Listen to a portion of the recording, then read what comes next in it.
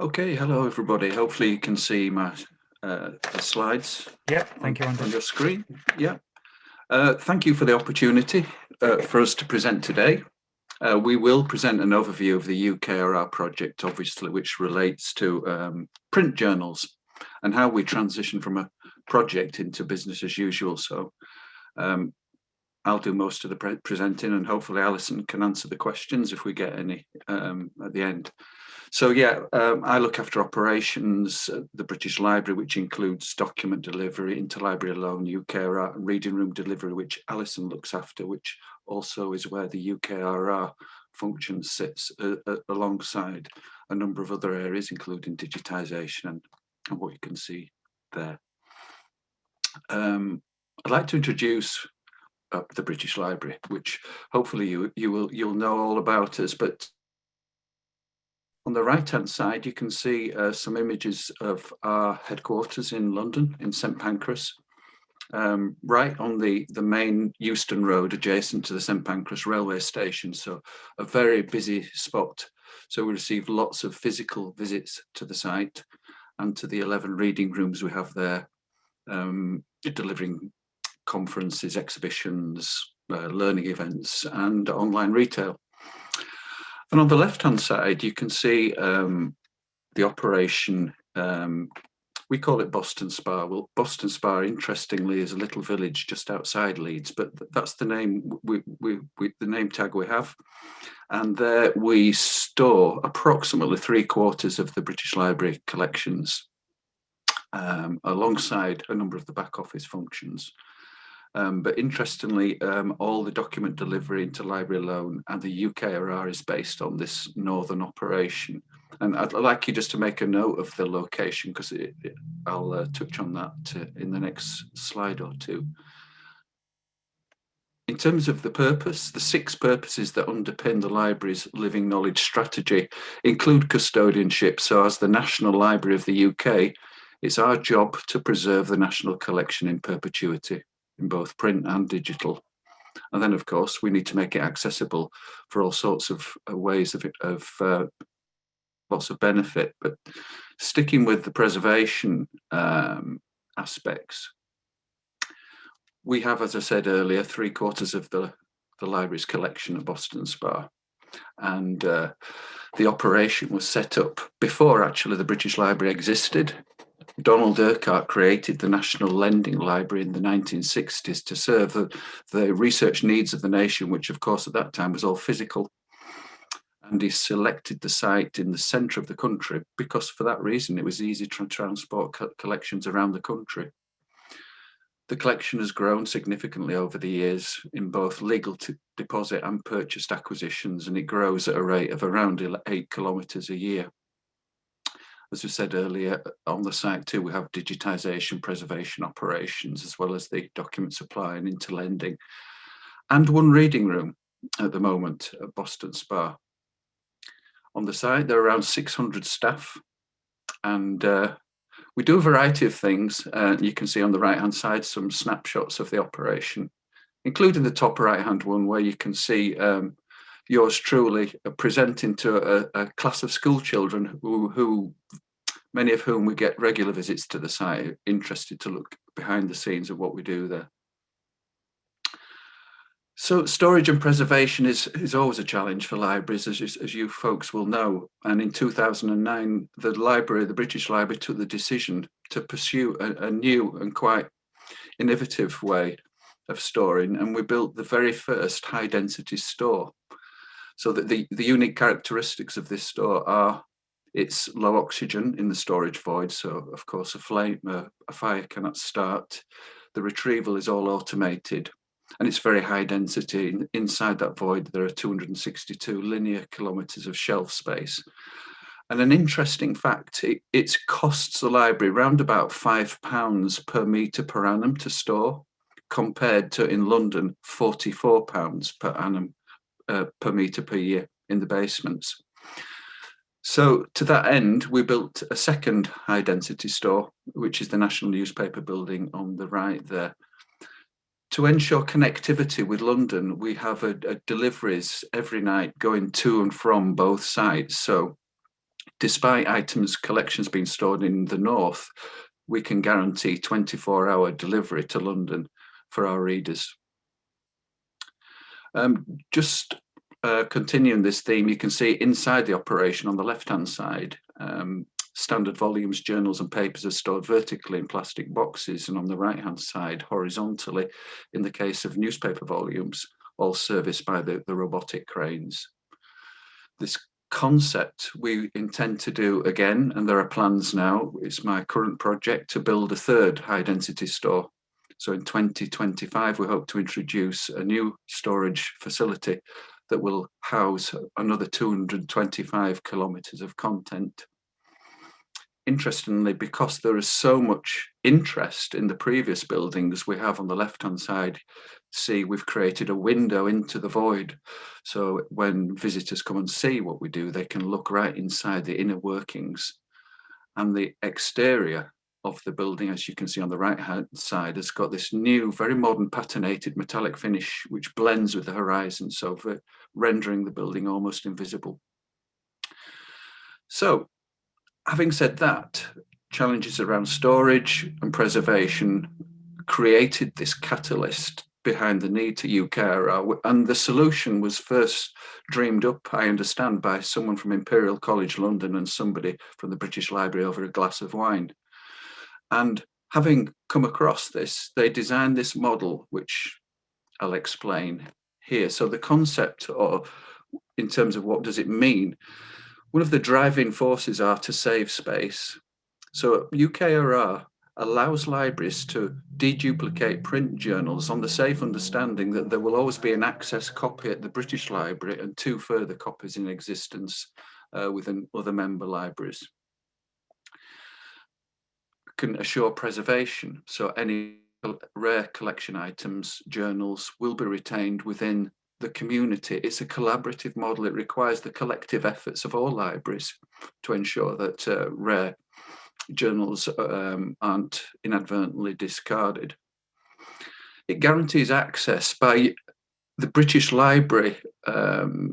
Underpinning this initiative, we can always guarantee access to collections through the document supply service, obviously, which has been there for many years. So should UKRR members need to access deduplicated journals, they can have got the safe reassurance they can. It's a collaborative venture. And the final benefit is it enhances the national collection, because if university libraries submitting lists of candidate journals for deduping are not held at the British Library, they are offered to the British Library, and we in turn ingest them into our gaps in the collection. This is great because it enhances the national collection, albeit it doesn't happen very often. Of all the content that's been offered to the British Library, only 3% has been ingested due to the, of course, to the vastness of the British Library collections in the first place. The project started in 3 phases. The first being a pilot right back in 2007. 9 member university libraries joined with the British Library to deduplicate content to test the concept. The measures of success were how much content was deduplicated, and we measured that in linear kilometres. As you can see here, we deduplicated 11 kilometres, but it was also measured in the number of titles, and around that time, a metre of content equated to 1 title. It was interesting, over the passage of time, that reduced as more and more obscure titles were submitted to UKRR. But of course, as well, there's the financial savings.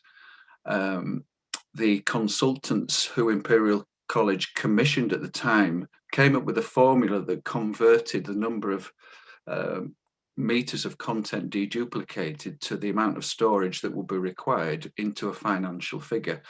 So that pilot demonstrated a 0.3 million return in operating expenditure and 3 point in capital expenditure. So of course the decision was made, let's move into a full project mode. 29 member universities signed up to the UKRR model at that time. And over those years, 95 further kilometres were deduplicated. The target was 100. And you can see the financial savings there were quite significant. The project at that point concluded at 2017, and then the proposal was then, why not open up the project to an open membership rather than have a closed number of members. So 6 new members were requested to join. The challenge of having an open membership makes the challenge of checking scarcity or rarity more difficult, but I'll explain a little bit more about that. But suffice to say, at the end of the project, 128 kilometres of content was deduplicated, along with further savings. And at that point, then the British Library said, having undertaken a workshop with stakeholders, it was fed back to us that everyone wanted the project to continue. There was still a lot of low-use print journals out there that needed deduplicating. I was just thinking about one of the presentations earlier about how to attract, and at the time, how to attract users to use UKRR. The biggest attraction was, of course, it was funded. It was funded by the Higher Education Funding Council for England in the early days. So that obviously was a good attraction, that universities were actually given the funds to undertake this work. Through the years, the funding was withdrawn, and at that time, universities and the British Library ourselves had to underwrite the costs, but it still continued as the benefits were more and more obvious. The UK Research Reserve then primarily consists of 4 fundamental components. First of all, there's the service and delivery function. So as a service, the British Library said, we will continue this work, but in doing so, we re-engineered all the processes involved and streamlined the whole operation to reduce the cost primarily, while continuing to maintain the service that was offered. It also required the use of the system developed by Imperial College, and this system records the checks undertaken. So, of course, once we've undertaken a check against a given item, rather than repeat that for subsequent requests, the system records the fact it's being checked, the status, and then it gives the team a much easier way of checking future lists. So this system was adopted from Imperial College and integrated at the British Library. Then we needed to look at how do we secure the additional preservation copies within the community. Initially, this agreement has been drawn up with the Russell Group, RLUK, which Jane mentioned earlier, of universities. So the team, when checking lists, check whether the item is rare or not. They check who else has got the copies using the NBK system, which Jane also mentioned. And if it is rare, then one of the membership of the Russell Group, in this case, will guarantee to retain that second copy in perpetuity as the preservation copy.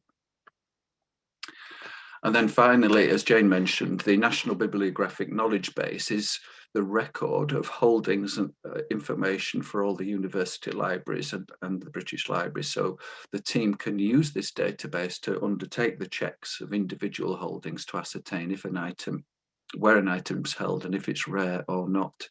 And then we can add the UKRR flag once it's been checked. In summary then, the British Library, UKRR as a service is a community model. Access is guaranteed through the document supply service, and preservation is very much part of the role of the National Library and what we do. That can include legal deposit UK publications and overseas collections too. So going forward, any contributing library wishing to submit candidate lists for deduplication, submit them to the service team. There's a web page on the British Library web pages if you'd like to take a look. Then we undertake the scarcity assessment. Are these items rare? If they are, what we call the principal library, which in this case predominantly is the Russell Group. And interestingly, the top two, Cambridge and Oxford, usually have the majority of additional copies, as you would expect. So the team work through the pecking order, Oxford, Cambridge, and then the other university libraries who most likely will have the second copy when they do the checking.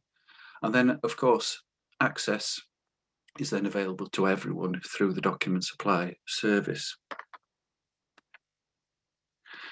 So finally, the community model, I guess, if it is influenced through this 2x2, which I drew up here.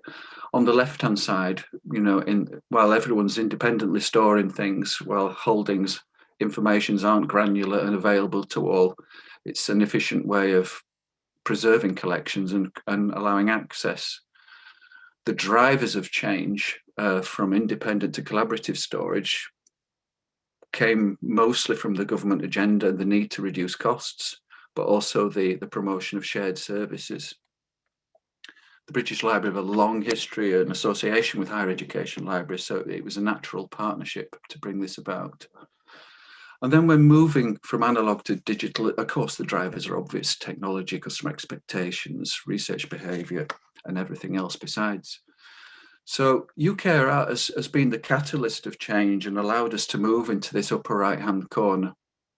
And in doing so, it ultimately opens the door to more opportunity. Perhaps monographs are quite different, as Jane and Sarah mentioned earlier, but perhaps other collections, including digital preservation, because by having a national view of collections, preservation, we thereby increase the opportunity for access, and through digitisation we can complement the digital preservation work too. Thank you for your time. That's my presentation concluded. If there are any questions, I'd be happy, and Alison will be happy to take them. Thank you. Thank you, Andy. That was really interesting. Just see if we have any more questions come in. Do you know how many approximately titles are being committed as part of your project, and kind of like what's the long tail? How many titles are remaining in the UK that aren't being protected through this effort? Goodness me, that's a good question. I don't know, Alison, if you know how many flagged titles we've got in UKRR at the moment. No, we don't have that data to hand. It's enormous, actually. But yeah, it's not something we collect at the moment. We do know that when we held the workshop, there was an overwhelming response for it to continue, because anecdotally, there's much more content out there. It's a good question. How big is the universe? We continue to be busy, so there's plenty there. Thank you. So we're actually getting quite a few questions coming out, I can see on the chat. So Andy, could you clarify again, is it one copy at the British Library and two at other partners for 3 copies? The programme started on the premise, 1 access copy at the British Library and 2 in circulation within the community. When we reviewed that arrangement, we subsequently decided, through a carefully risk-assessed approach, that we can go with 1+1. So going forward now, the approach will be 1 BL and 1 in the community. Because for certainly with UK content, we've also got legal deposit as backup, which we don't include in the checking process. Thank you. For access to titles, are you doing scanning and digital delivery as well as physical? Alison, do you want to take that? Yes, we do offer that as part of the document supply service. So the answer is yes. So that's interlibrary loan and document supply scan print. Yeah. And a question from Aaron in the chat. Do you know how many volumes there are per module? Per module. By module, can I just check what you mean?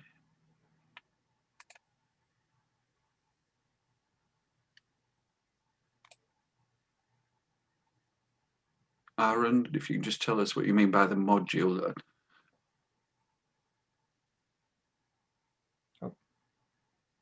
I'm not sure that answers the you've built one module and have plans to build more, so maybe the storage, you mean the whole storage facility? Yeah, the storage facility, we've actually 2 high density stores now, and we plan to build a 3rd one in 2025. Yeah, that's the plan. Well, thank you both for your presentation. I really enjoyed it, and I'm sure everyone else did as well. So thank you both.